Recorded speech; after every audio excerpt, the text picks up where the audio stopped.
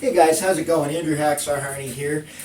You might have seen some of my earlier videos on guitar that were kind of maybe a little more advanced level on modes and stuff, and I tried to incorporate them in blues, but they didn't get as many views as I wanted. So maybe I'm hoping this one just kind of reaches out to a lot of the beginners out there and intermediate, all different levels, because it's a technique that I learned a little bit later on, but I think you guys can learn it early on, and it will really help. So basically, first thing, when I talk about the blues scale, pentatonic scale, I interchange those terms. If you know how to use them right, they're pretty much the same thing in my book, because they do relate, and it's good to understand that. So we're going to be in E today, just an E blues. So the pattern, I'm not going to get all technical with like, oh, is it in threes or fours? I mean, you see that in a lot of videos. I just want to get results today for you guys. And remember, you can do Skype lessons with me, or you can meet me in person if you're from Massachusetts. So basically, the way I'm going to start this today, I'm just going to play it for you, and you're going to see, and then we'll talk about it, all right? So here it is.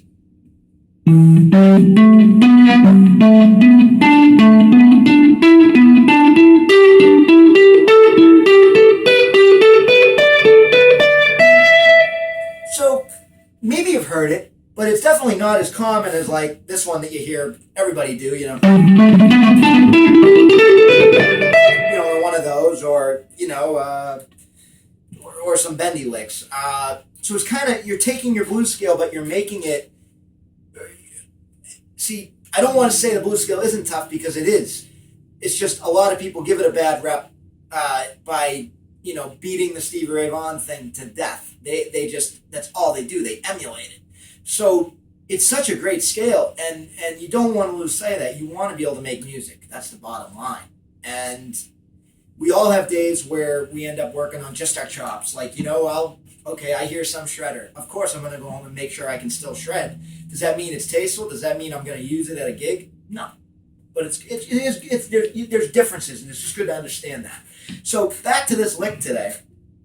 Basically, I'm going to put on a little backing track I got here, just a funky thing in E, and I'm going to use it a few times, kind of overuse it, just so you can see it, and then we'll talk about how maybe you can learn it, and we're also going to throw in that you can do it over the major scale, which I learned on the major scale first, actually, this pattern, and it was easier. So I'm going to use both in this jam, and we're just going to go from there, all right? So check this out.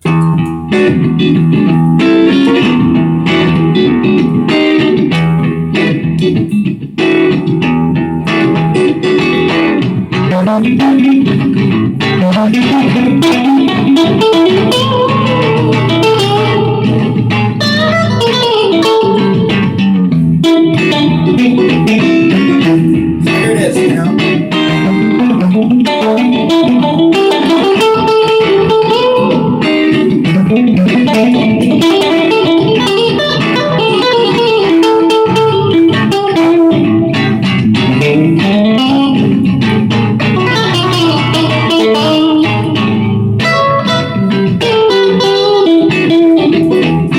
here's the major scale using it.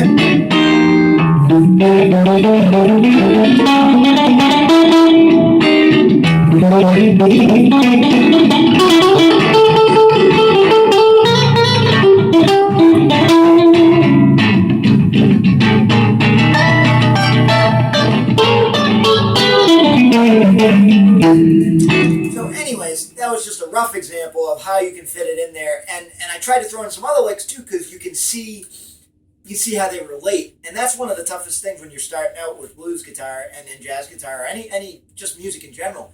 You don't want to limit it to one thing. So even though you're working on that scale, you want to still throw in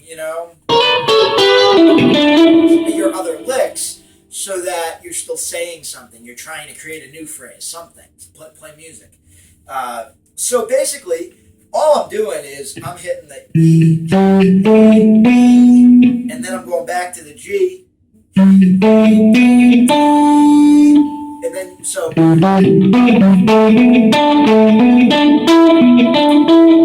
like you go up, then you go down. That's all it is. So basically, I'm going to do it a few more times slow to leave you with, and then I'm going to end this for today. Remember, you can check out my new album on iTunes, Carnival Groove, Andrew Hacksaw Harney, featuring Russ Lawton on drums of the Trey Anastasio Band.